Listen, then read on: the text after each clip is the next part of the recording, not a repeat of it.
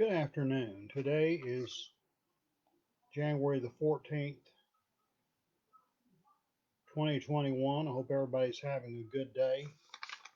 And this video I want to devote to a month 48 years ago, January 1973. If you were alive at the time and old enough to know what's going on, you may or may not remember, the events of the time, but it was a very unusual month to say the least. It's because of what was going on in my own life, I'll also remember it, and what was going on in the United States at the time. There's a book I came across a few years ago. It's called January 1973. Subtitle is Watergate, Roe v. Wade, Vietnam, and the Month That Changed America Forever. James Robinault is the author, and there's a foreword by John W. Dean. John Dean was a name that's forever will be associated with Watergate. He wrote a book called The Nixon Defense, What We Know and When, pardon me, what he, the Nixon Defense, what he knew and when he knew it. I have not read that particular book, but Watergate remains an object of fascination throughout the years. And John Dean points out that concerning Jim Robinault, when his colleagues asked him how he finds time to practice law, teach continuing legal education classes, and write books, he often jokes that he doesn't play golf. In fact, he said he is a quick study and experienced researcher and accomplished writer. Over the years, I've pastored numerous churches. I've taught at a number of colleges, sometimes as many as 9 classes in one semester on 3 different campuses. I'm not doing that right now, but I have done that in the past. And I have done a great deal of writing of books and articles. And people want to know why I have that much time to do all that. Well, I don't play golf either. In fact, I don't participate in any sport or game. I haven't for many years, and other than the East West Shrine Football Classic, I don't watch sports on TV. So if you remove sports and games from one's life, then it does free up time to do other things. And so the author of this book and myself, I'll look at it like that. I don't know if he doesn't play golf. I don't know if he watches sports or not. But John Dean points out that January is a month named after Janus, the Roman god with 2 faces, one looking back and the other forward.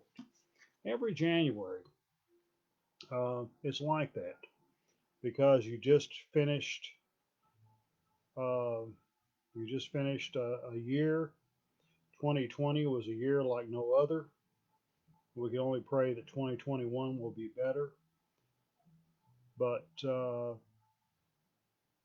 just through with Christmas and into New Year, and you don't know what the New Year is going to bring. There's always a lot of uncertainty, and so January is a year of looking backward and also looking forward. So January 1973 was a very significant month in history, and he gives a lot of background, a lot of detail about this, much of which I don't have time to go into. You don't want to stay here all day. He described January 1973 as a portal in time, a month that would shake the American political system. And just a lot happened that month. Well, what? Let me give you a list of things. On Monday, January 1st, the United Kingdom, the Republic of Ireland, and Denmark entered the European Economic Community, which later became known as the European Union. On Thursday, January 4th, a solar eclipse took place. On Saturday, January 13th, Eric Clapton's Rainbow Concert album was recorded in London's Royal Theatre. On Sunday, January 14th, 48 years ago today, Elvis Presley performed in Hawaii, and the Miami Dolphins defeated the Washington Redskins 14-7 in Super Bowl VII in Los Angeles to complete the NFL's first perfect season. They won, I believe it was 11 season games, 2 playoffs, and then the Super Bowl. 14 games won, 0 lost. That has not happened before. It hasn't happened since with the Miami Dolphins. Interesting story about that. Throughout much of the game, the Miami Dolphins led the Washington Redskins by a score of 14 to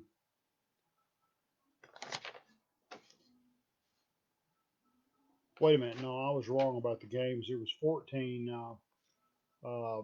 It was 14 season games they won, then 2 playoffs, then the Super Bowl at 17-0. They won. It was 14-0 throughout much of the game. They were hoping to score a field goal and thus make it 17-0 for symbolic reasons. Michael Bass of the Washington Redskins managed to get a touchdown followed by an extra point to sabotage that. So it was 14-7. Still, it was a very good season for the Dolphins, and in fact, it was a perfect season. And on January the 15th, President Richard Nixon cited progress in peace negotiations and announced the suspension of offensive action in North Vietnam. On Wednesday, January 17th, opening statements were delivered in the trial of Daniel Ellsberg and Tony Russo for publication of the Pentagon Papers. On Friday, May 11th, based on government misconduct, all charges against the 2 men were dismissed. On Thursday, January 18th, 2 adults and 5 children were murdered in the spiritual center of the Hanafi Muslim sect, led by Hamas Abdul Khalis. The building in Washington, D.C. was owned by the basketball superstar Kareem Abdul-Jabbar, whose suspected followers of Elijah Muhammad's Nation of Islam as responsible for these acts of violence. It was just a few years later when I was working on my master's thesis at Baylor on the Nation of Islam. I would often tell people that Muhammad Ali is a black Muslim, and someone would say, well, so is Kareem Abdul-Jabbar. That is not true. Kareem was never part of the Nation of Islam. He was always part of the group called the Hanafis that was a rival sect.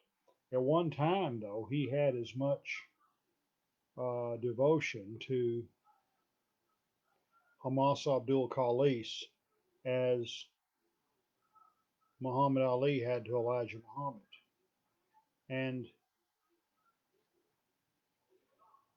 it was 4 years later that Hamas struck back and held some people hostage in Washington, D.C., and then ended up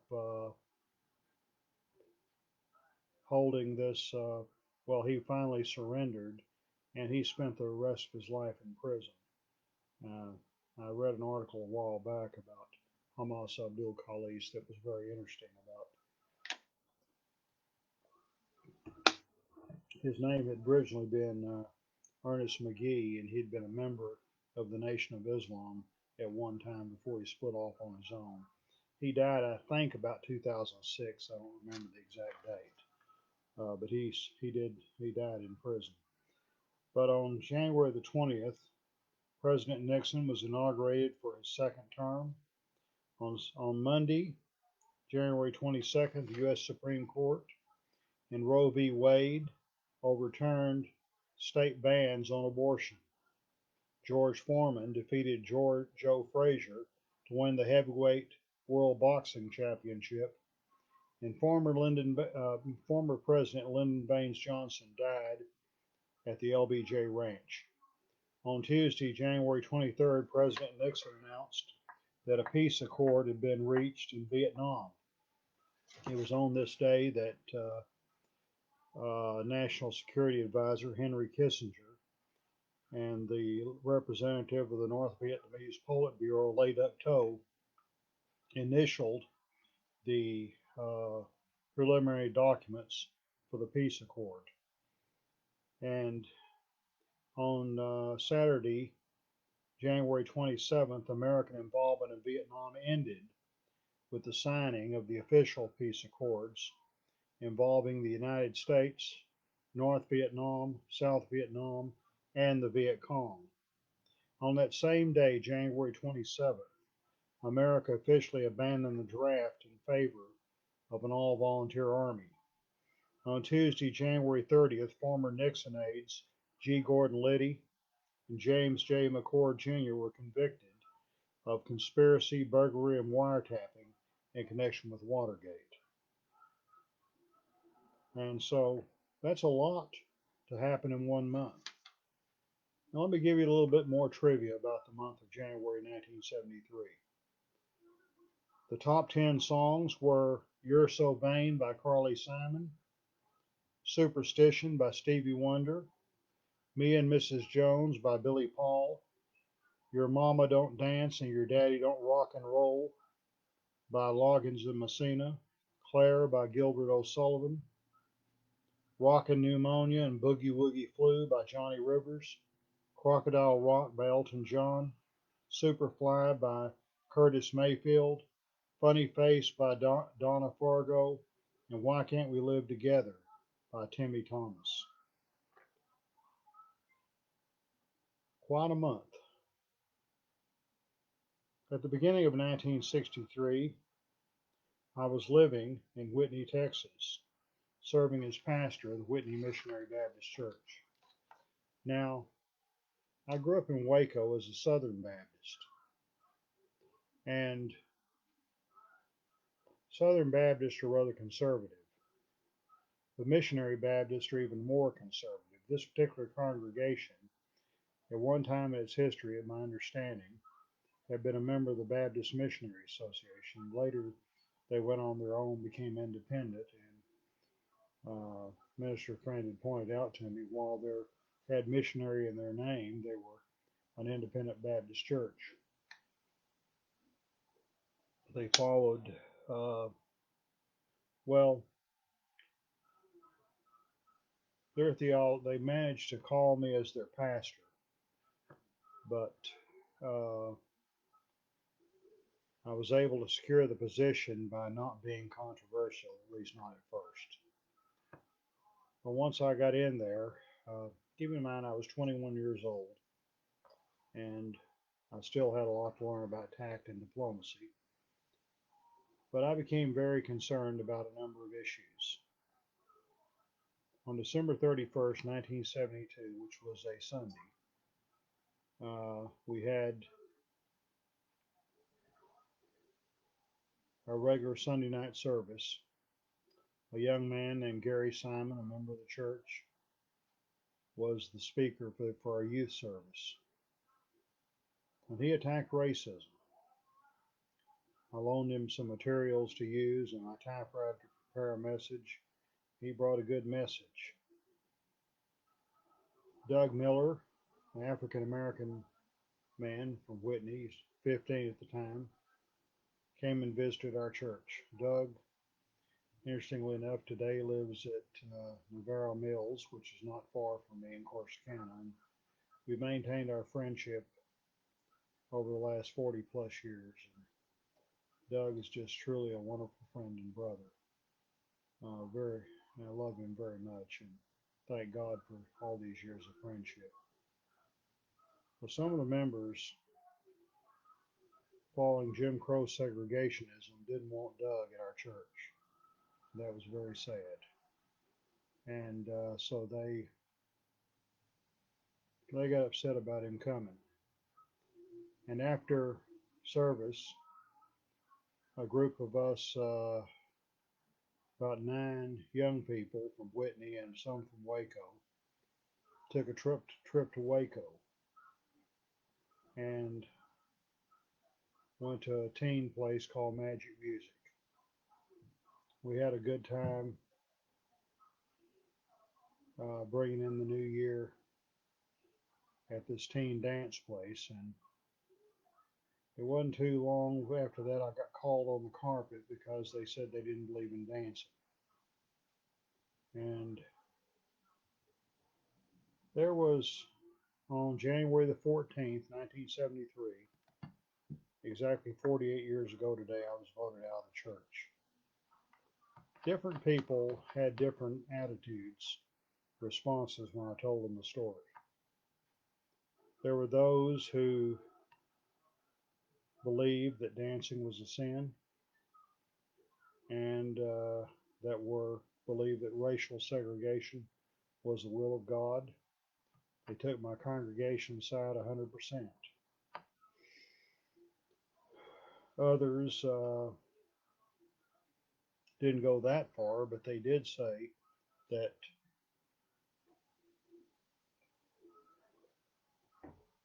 they didn't. They quoted from Paul's writings about not putting a stumbling block in your brother's path, which had to do with meat offered to idols, thinking the same thing applied to my situation. Then and now I disagreed. I didn't think it had any application at all. And others were not in agreement with the church's position, but said they had the right to decide what kind of pastor they wanted. Others were totally neutral, could care less one way or the other, and some said that they understood my position, but they didn't see the need to, why I would want to fight it out so much when it wasn't, shouldn't have been that big a deal why I wasn't willing to resign. Well,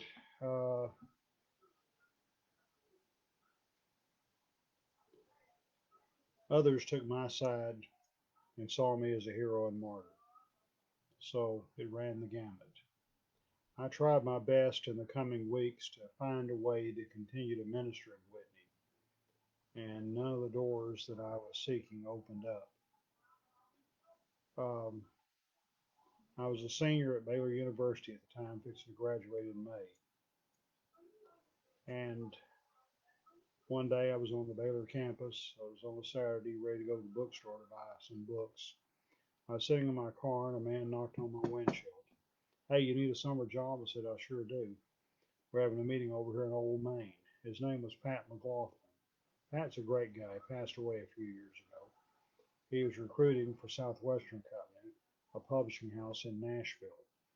And he recruited me that day to sell books for Southwestern Company. I had a wonderful summer in a little Appalachian community called Pulaski, Virginia. What does that have anything to do with Whitney? Well, at that point, I did not give up on my efforts to develop some ministry in Whitney until I was offered this summer job. And over the years, I've maintained contacts in Whitney, still have friends there to this day, and have been associated with Pleasant Hill Baptist Church, the African American congregation there. I'll probably say more about that in a later video. But I love Whitney. And I said that my pastorate ended on Sunday, January 14th, under less than desirable circumstances. But the year itself turned out very good. I graduated from Baylor, had a wonderful summer selling books. In the fall, I started working on my master's degree in church state studies at Baylor. And beginning that semester, I took the following classes: the Book of Revelation, Elementary Hebrew Part 2, Sociological Theory, Anthropological Theory, and Skills in Working with People. And while I received credit for this social work course, Skills in Working with People, at Baylor, it was actually taught in the Moody Building on the Waco campus of Paul Quinn College, where I would teach classes beginning in 1987. And that course involved Monday night field placement in the Juvenile Detention Center located in the same building as the Juvenile Achievement School, where I worked each afternoon.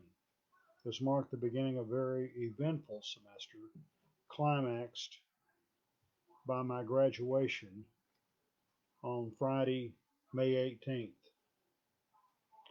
I have some recollections of the death of President Johnson on January 22nd. And by the way, I think it was on January 2nd of that year, Johnson and Nixon talked for the last time. On January 19th, Kissinger telephoned Johnson at the LBJ Ranch and told him that they had made tremendous progress toward establishing peace in Vietnam, and the documents of the accords had been copies had been forwarded to him. Nevertheless, he said, if this works out okay, your place in history will be guaranteed. And just 3 days later, Johnson was dead. I remember a lot about Johnson. He did more for poor people and ethnic minorities than any president since Franklin D. Roosevelt. He brought us Medicare, he brought us Medicaid, he passed the Civil Rights Act and the Voting Rights Act. Yet Vietnam is what eventually destroyed his presidency. It was on March 31st, 1968, he came on national television and said that I will not seek, nor will I accept the nomination of my party for another term as your president. He withdrew from the race. And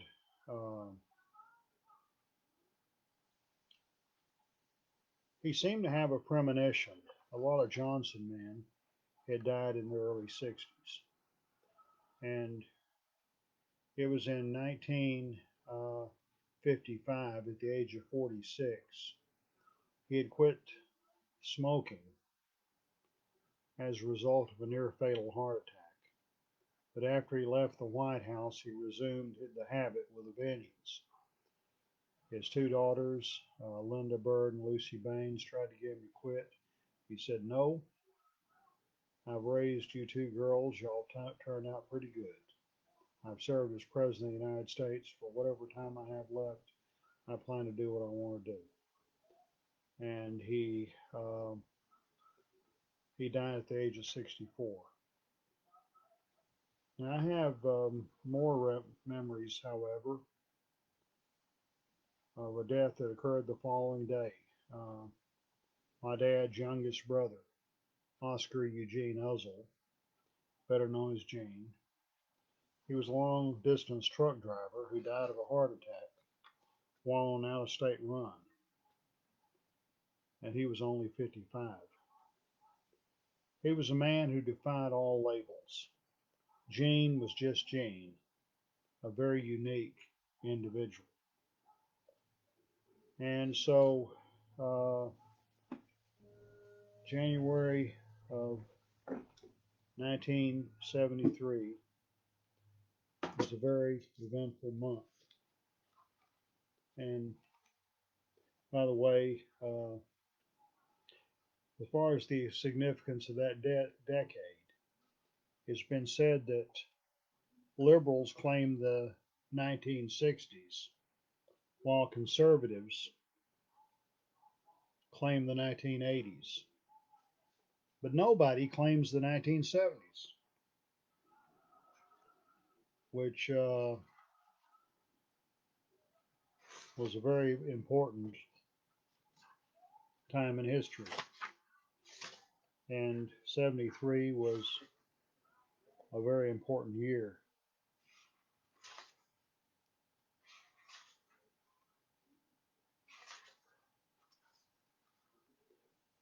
And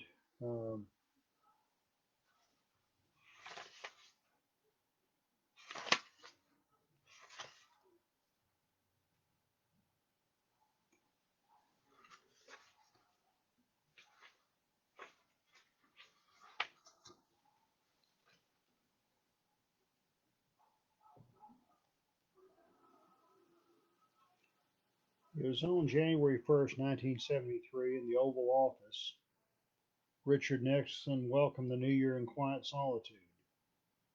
He arose early and made his way to the Oval Office, arriving shortly after 7:30 a.m., surprising the security guards who had to scramble to find keys to open the office for the president. First Lady Pat Nixon was in Pasadena, California, the guest of honor in the 24th Tournament of Roses parade, which was scheduled to begin later that evening or later that morning. Nixon was by himself in the White House. He scribbled notes about his second term on one of the ubiquitous lawyer's yellow pads and dictated some personal letters for his secretary, Rosemary Woods, to transcribe whenever she finally made it to her office on that holiday morning. And so there he was. I was in Whitney at the time, having had a blast the night before. But in both cases, it was the calm before the storm. And if you know anything about history of the 70s, you know that it was back in June of 72 was when the break-in of Democratic headquarters at the Watergate. And it took 2 years to get all of the developments to take place, but it was on August the 8th of 1974 that Richard Nixon resigned.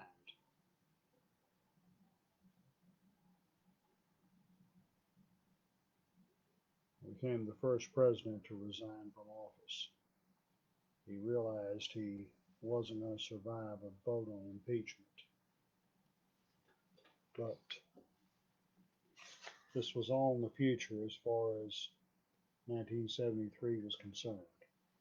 And there were trials going on at the time involving the plumbers, this group who had invaded the Democratic headquarters under Judge John Sirica.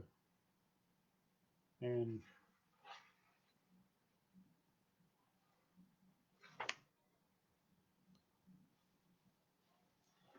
on Sunday morning, January 14th, H.R. Haldeman was again summoned to the president's home. Uh, he was not at the White House. He was in Florida at the time.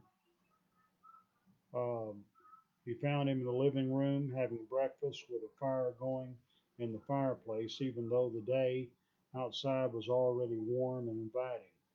Kissinger, Henry Kissinger, and Alexander Haig showed up a little after 10, having caught a few hours of sleep. The men retired to the president's office to talk for several hours after the schedule for handling the various announcements on the bombing halt and Haig's trip to Southeast Asia. The president spent the afternoon watching the Super Bowl with Bebe Rebozo at Rebozo's residence at Ocean Reef Club in Key Largo. They went swimming at halftime, had dinner at the club. Nixon returned to his compound at Key Biscayne by helicopter around 7:30. He tried to call both coaches from the Super Bowl teams, George Allen of the Redskins and Don Shula of the Dolphins, but he was only able to speak to a dejected Allen that night. He went to bed for the evening after talking to his daughter Julie by phone in Washington. And so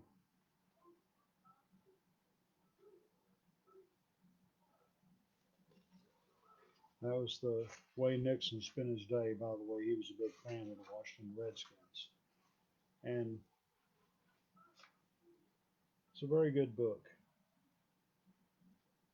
And especially interest to those who lived through those events. And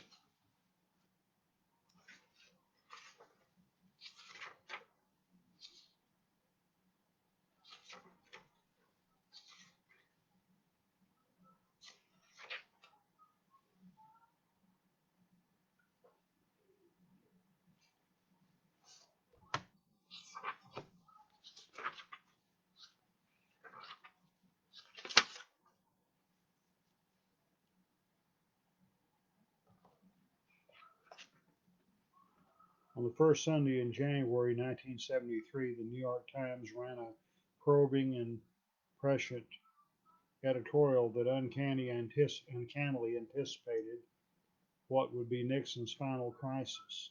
Entitled "Now It's in a Mood for a Real Fight," the piece focused on the puzzle of the continuing hostilities between the White House and Congress. Even though the war had ended, there was an almost audible sigh of relief on Capitol Hill that week when the declaration of a Vietnam Accord wiped out this chief stimulus of the congressional movement to recapture power from the White House. Yet, curiously enough, by halting combat in Indochina, President Nixon may have increased the prospects for an all out battle with Congress. Peace had left him vulnerable. And on November 7, 1972, he defeated George McGovern for a second term in one of the biggest landslides in history. Yet, Democrats control both houses of Congress, and the doves outnumber the hawks, so it was certainly a foregone conclusion that American involvement in Vietnam wasn't going to last long. The author said with just 3 days left, January 1973 prepared for its final shocks. That month, like every month, came to an end, but it left a tremendous impact. And the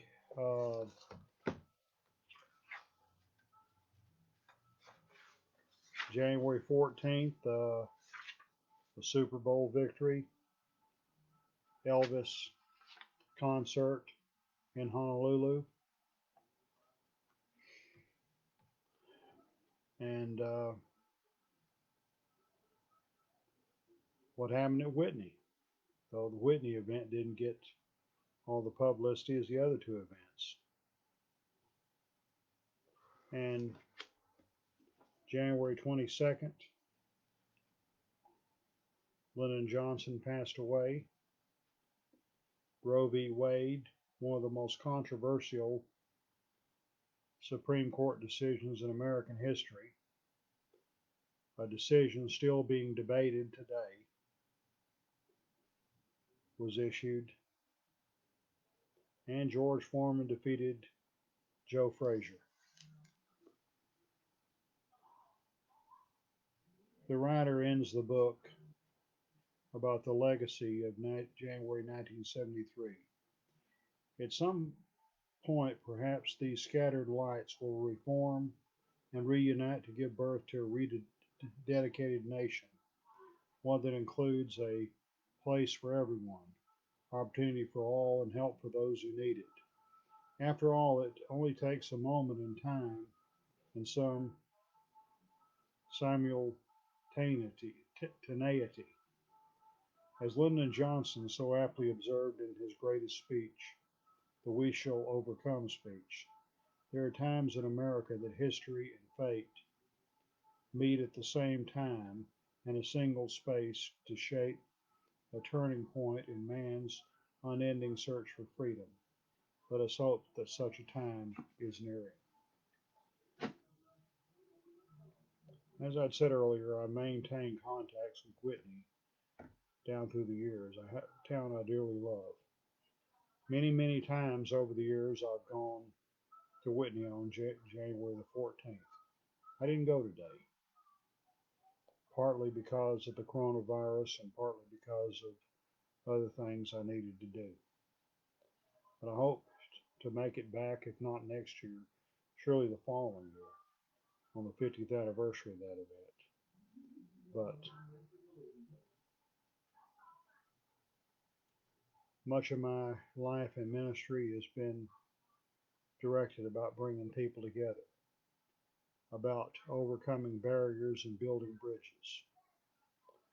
And sometimes people aren't going to agree on everything, be it religiously, politically, or otherwise. Sometimes we have to agree to disagree, but we can still appreciate each other as human beings and love each other. We can still work for the good of the whole. And if there's any lessons we've learned in the past, the conflicts of the 1970s, and the conflicts we're going through today, I hope we will learn those lessons before it's too late.